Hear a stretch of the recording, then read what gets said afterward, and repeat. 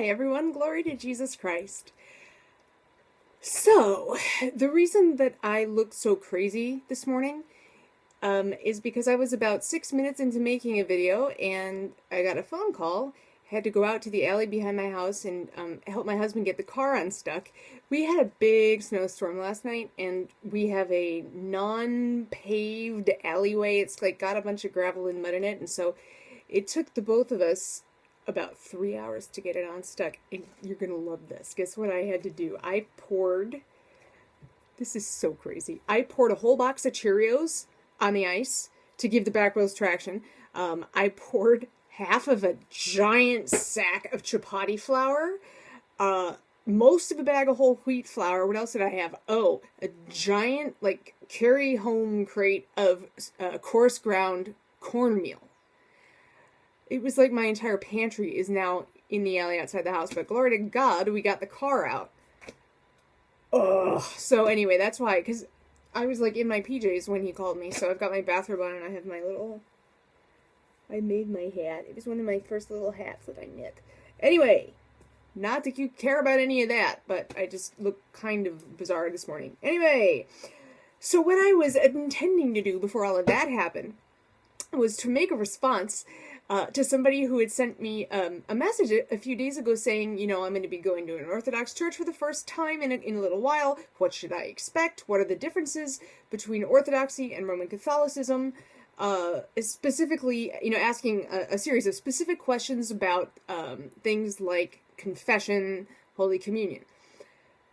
So I kind of had mapped out the series where I was going to give you the business on all of that, but then now my brain's gone because I've been out in the freezing weather.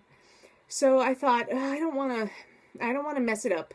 So what I'm going to do instead, I'm going to do things a little bit out of order. This video is going to be what to expect at your first Orthodox service. This is supposed to go at the end of my brilliantly planned and as yet unexecuted series of instructional or educational videos, but we're doing it first. We're doing it live. We're doing it first because my brain is El Gondo. So I'll do the doctrinal bit later. Okay, so the first thing is you should dress conservatively. That's a good rule for any church. So men, depending on the weather, you know, you could just wear like long khakis and a button-down shirt would be fine. You don't have to wear a suit. It's never bad to wear a suit, but especially if it's hot, you know, you can just wear something that's respectful. Even, you know, nice pressed pants and a polo shirt would be okay. No t-shirts, though. Women, I'm not sure if the person who asked me this question is going with a woman or not. I'm not sure. But if there are any women out there listening, women, I would recommend do not wear pants. You're going to want to cover your shoulders, definitely. So you could have anything from like a t-shirt length down to elbow, 3/4 to your wrist, whatever. You know, whatever you're comfortable in and whatever the climate demands. Your dress or skirt should not rise above your knees. Again, from parish to parish, there's a lot of variation. There are women at my church that wear pants all the time, and it's fine. But my personal practice, if I'm going to a church where I don't know what their custom is, you know, if I'm kind of going in blind, I'm going to want to err on the side of conservatism. Because nobody's going to get upset with you for wearing a dress. So, that's just my 2 cents on that. Also, women, plan to bring a headscarf or a hat. You may or may not need to cover your head. That depends a lot on the individual parish. It depends on the priest.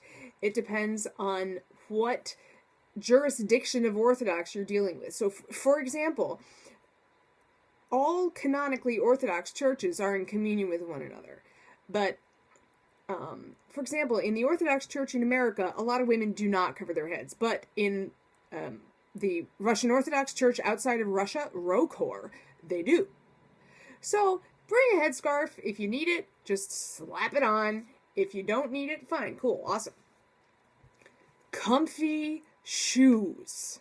Oh, Lord Almighty. Comfy shoes.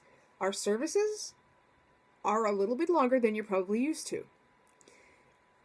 And in most congregations, you will need to stand the whole time. Or maybe not during the sermon, it depends. Some churches have no chairs at all. There's no place to sit. Some of them have folding chairs. My church has folding chairs. Some of them, particularly in the Greek jurisdiction, have pews.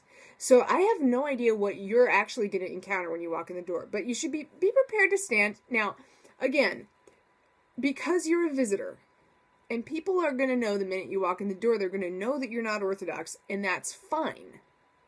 We love visitors and inquirers. So the point is, they're going to know that you're not used to standing for that long. So if there are chairs or if there's a pew, if you want to sit down briefly, fine. Okay? We don't want people, standing there crying their eyes out in pain because they feel like they're going to get thrown out if they sit down. So especially if there's chairs or pews, when you see, maybe like if there's elderly people nearby, if they sit down, you can just sit down with them for a couple minutes. It's fine. You're going to see as you're standing there, the altar table, which we call the throne, is behind a screen called an iconostas, which is a sort of wall that goes in between the faithful congregation and the priest ministering in the altar. There are going to be 2 doors in the wall, in the middle. And then there's going to be one on either side. Now, the doors in the middle are called the royal doors. When those doors are open, you will be able to see the throne, which is in the west called the altar. When the doors are open, you need to stand. So we'll leave it there for now. Should stand when the doors are open. Depending on the jurisdiction, men and women may be separated. In some jurisdictions, the men will have to be on one side and the women on another, so there's no, flirting during church. I don't know. So when you arrive, you can just take a look at it, if you see that's the case, you can observe that. I would recommend, if possible, that before you go, pick up the phone and call the church, call the priest, and just introduce yourself and say, "Hi, I'm going to be in your city. I would love to come worship with you guys. Is that cool?" And of course he's going to say, "Yes, absolutely." But when you kind of give them some warning that you're coming, okay, if the priest is married, his wife is going to probably come up to you and introduce herself and be like, "Hi, I'm Matishka so-and-so, come stand with me," or "Here, you can stand next to, this is our warden," or "This is our deacon's wife," or whoever. So give them the opportunity to welcome you, because we don't want you to be feeling confused or lost or ignored or anything like that. So just pick up the phone and call. It's not rude if you don't, but I'm just saying, why not? Reach out and touch somebody. Entering the temple. You're going to see that we go through a series of specific actions when we enter the church. You'll probably see people even before they go through the front door doing a series of bowing, crossing themselves. They may be doing prostrations on the ground, not if it's a Sunday, but touching the floor, that kind of thing. You are not expected to know how to do all that. So don't try and fake it. Just be reverent. You can just stand there quietly. It's fine. When you go in the church, there will be an icon on a stand in the middle of the church. And you're going to see there's going to be icons everywhere. And there's going to be candle stands everywhere. And there are probably going to be some old babushkas selling beeswax candles near the front door. If you wish to venerate the icons, you can, but you don't have to. If you want to venerate the icons, you walk up to them, you cross yourself twice. After each time, touch the floor. You can bend your knees. So you're going to go cross, kabam, down to the floor. Cross, kabam, down to the floor. Then you kiss the icon, and then you do it a third time. Okay? If you would just like to go and look at the icons, that's fine. If you want to cross yourself, don't touch the floor, again, it's okay. It's okay.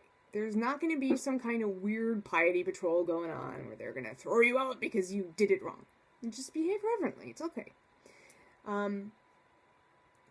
This is already turning into a 2-part video. Can you believe it? I could just talk about this all day.